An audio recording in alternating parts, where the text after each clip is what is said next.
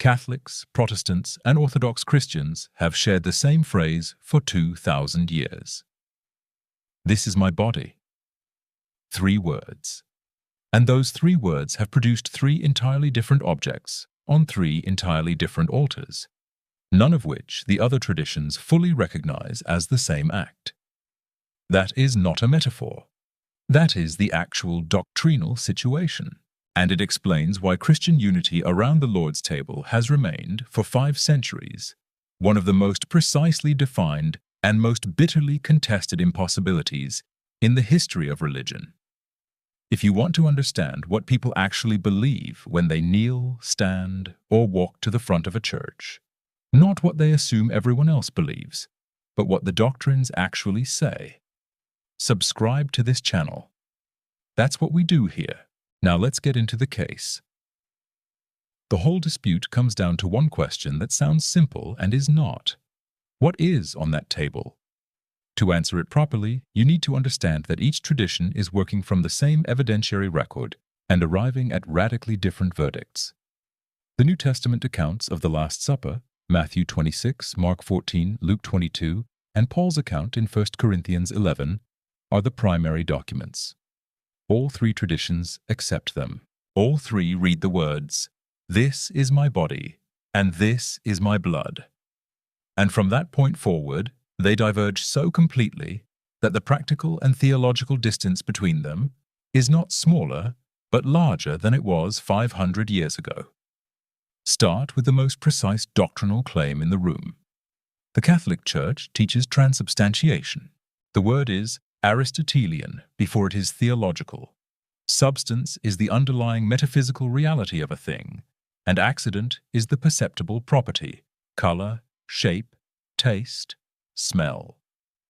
At the moment of consecration during the Mass, the Council of Trent declared in 1551, Session Thrond, Canon 2, that the entire substance of the bread is converted into the substance of the body of Christ, and the entire substance of the wine into the substance of his blood. The accidents remain. The bread still looks, smells, and tastes like bread. The wine still looks and tastes like wine. But their substance, what they actually are, has been entirely replaced. The technical term the Council used was Conversio, a conversion so complete that nothing of the original substance survives. This is not a metaphor. This is not symbolism. The Catechism of the Catholic Church, paragraph 1376, states that the presence is real, true, and substantial. Thomas Aquinas, whose philosophical architecture underpins the doctrine, argued in the Summa Theologica that this transformation is unique in all of nature. It is the only conversion in which the form survives, but the substance is entirely exchanged. No analogy from the physical world holds because nothing in the physical world operates this way. That is, for Aquinas, precisely the point. The Orthodox Church holds what is often called real presence as well. But the moment you apply Aquinas' Aristotelian machinery to it, Orthodox theologians stop you. The Orthodox tradition has no official philosophical account of how the transformation occurs. The word used in Greek liturgical theology is metabole, change, transformation. What changes? Everything necessary. How? That is not the Church's business to define. The Seventh Ecumenical Council and the broader patristic tradition insist on the reality of the transformation, that the bread and wine become the true body and blood of Christ, while simultaneously refusing to specify the mechanism. To define the mechanics is, in the Orthodox view, to submit mystery to scholastic procedure, which the Eastern tradition has historically resisted. The liturgical expression of this difference is the Epiclesis, the invocation of the Holy Spirit. In the Orthodox Divine Liturgy, the priest calls down the Spirit upon the gifts, and it is at that moment, not at the words of institution, that the transformation is understood to occur. In the Roman Rite, the words of institution, "This is my body, this is my blood," are the moment of consecration. Different liturgical logic, different pneumatological emphasis. Same claim that what is on the altar after consecration is the body and blood of Christ. Different account of why and how. Now enter the prosecution's other argument, the one that ruptured Western Christianity in the 16th century. Martin Luther rejected transubstantiation, but rejected Memorialism with equal force. His position, which has been called Consubstantiation, though Luther himself avoided the term, holds that the body and blood of Christ are truly present in, with, and under the bread and wine, but the bread and wine are not converted into anything. They remain bread and wine. Christ's body and blood coexist with the natural elements. Luther's proof text was relentlessly literal. Jesus said, "This is my body," not, "This signifies my body," and no grammatical or philosophical maneuver, Luther argued, can dissolve that is without doing violence to the text. The Lutheran Augsburg Confession of 1530, Article X, affirms that the true body and blood of Christ are truly present in the supper and distributed to those who eat.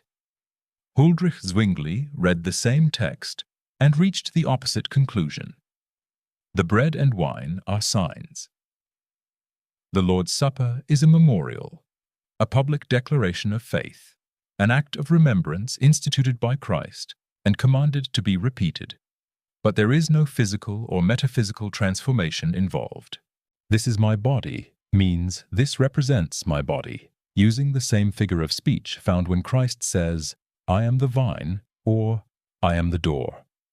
The Reformation dispute between Luther and Zwingli came to its most direct confrontation at the Marburg colloquy in 1529. They agreed on 14 of the 15 articles presented. On Article 15, the real presence, they could not find common ground. Luther reportedly wrote, "This is my body" on the table in chalk before the debate. The colloquy ended without agreement. The Protestant world split over communion before it had fully consolidated its break from Rome. John Calvin built a third position between Luther and Zwingli. The Lord's Supper is not a bare memorial, and the body and blood are not physically present in the elements. But there is a genuine spiritual presence received by faith. The elect, when they receive the bread and wine in genuine faith, are lifted spiritually to receive the true body and blood of Christ, which remain localized in heaven at the right hand of the Father. The elements are instruments of that spiritual reception, not containers of it. This is sometimes called virtualism. The virtue or power of Christ's body is conveyed through the sacrament to the believing recipient.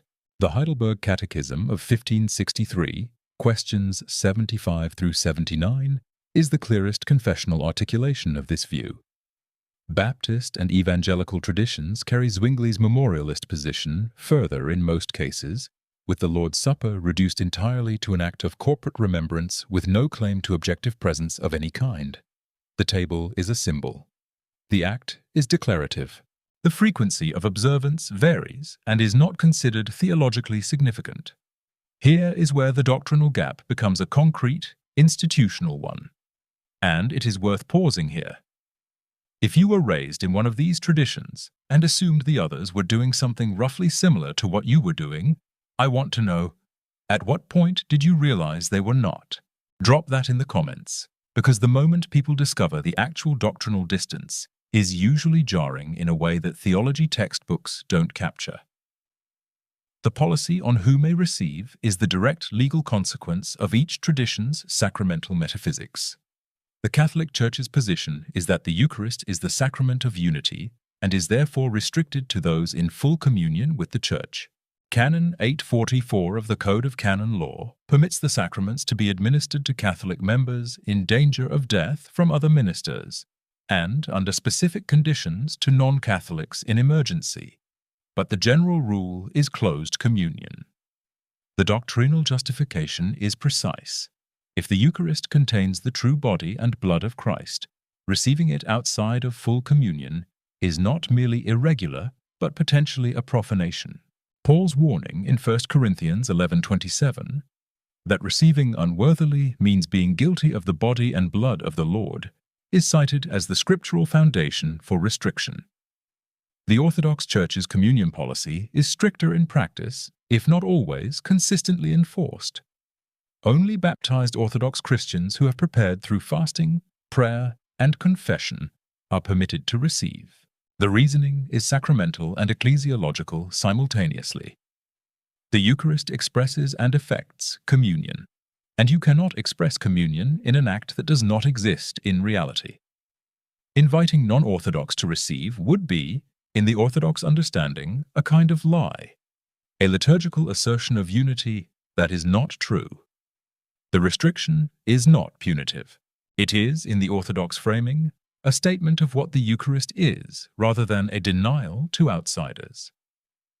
Protestant practice varies so widely that no single statement applies.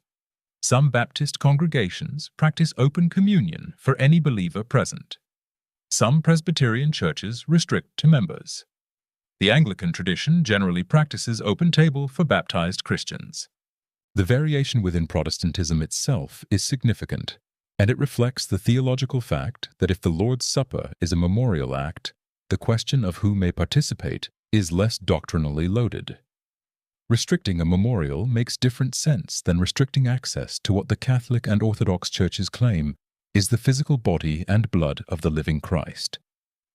The question of who may officiate follows directly from this. In the Catholic Church, the Eucharist is valid only when consecrated by a validly ordained priest. Ordination requires apostolic succession, a chain of episcopal ordinations traceable, in Catholic teaching, back through history to the apostles. This is not a jurisdictional technicality. It is the basis on which the Catholic Church has officially declared that Protestant ministerial orders, since the Anglican ordinations question was resolved in 1896 by Leo XII's Apostolicae Curae and the question of other Protestants never seriously arose, are invalid. A Protestant pastor's Lord's Supper in Catholic sacramental theology is not a Eucharist in the full sense. The matter and form may be present, but the minister lacks the authority to effect the conversion. What is on a Protestant table after the words of institution, in the strict Catholic account, is bread and wine. The Orthodox position is structurally similar. A valid Eucharist requires a validly ordained priest within an apostolic succession that the Orthodox Church recognizes. Orthodox churches do not recognize Catholic ordinations as valid in the reverse direction either, nor those of any Protestant body. The practical consequence is that there is no situation in which a Catholic priest and an Orthodox priest can concelebrate. They operate in different sacramental jurisdictions, each of which the other considers incomplete or non-existent.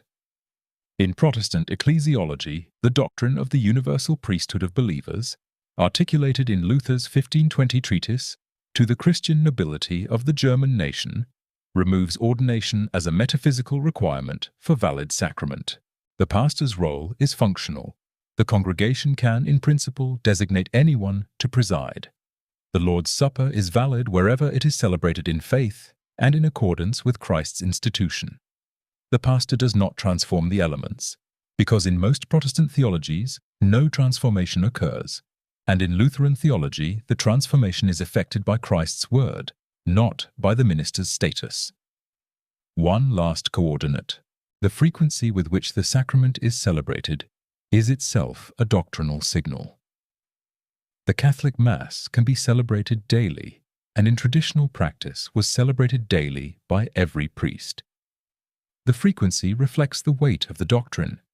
If the Eucharist is the body and blood of Christ, the summit and source of the Church's life, as the Second Vatican Council declared in Sacrosanctum Concilium, paragraph 10, then celebrating it as often as possible is not repetition, but continuous participation in the same reality. Orthodox liturgical practice varies by tradition. Daily liturgy is celebrated in monasteries and in many parishes at least weekly. The frequency is high, but the Orthodox tradition also places significant preparatory requirements on the receiving faithful, so reception itself may be infrequent even if the liturgy is not. Many Protestant denominations celebrate monthly, some quarterly. A significant portion of the Baptist tradition holds that the frequency is entirely discretionary, since the act is memorial rather than sacramental in a metaphysical sense. If the Lord's Supper is a remembrance, there is no argument from theology that it must happen often, and there are arguments from tradition against cheapening it by repetition. Every Sunday, in churches separated by 500 years of documented disagreement, a Catholic priest, an Orthodox deacon, and a Protestant pastor each perform a ritual with bread and a cup and repeat words from the same source. The Catholic believes that what is on his altar after the words of institution is no longer bread. The Orthodox believes that something has happened to the gifts that cannot be adequately described in philosophical categories. The Lutheran believes that Christ is truly present in the bread that is still bread. The Calvinist believes that the faithful are lifted to receive what remains in heaven. The Baptist believes that what is on the table is bread, and the act of eating it together is itself the point. None of these traditions recognizes what the others are doing as fully equivalent to what they are doing. In some cases, each tradition has official documents stating exactly why the others are wrong. The bread is the same, the words are the same, the table is not.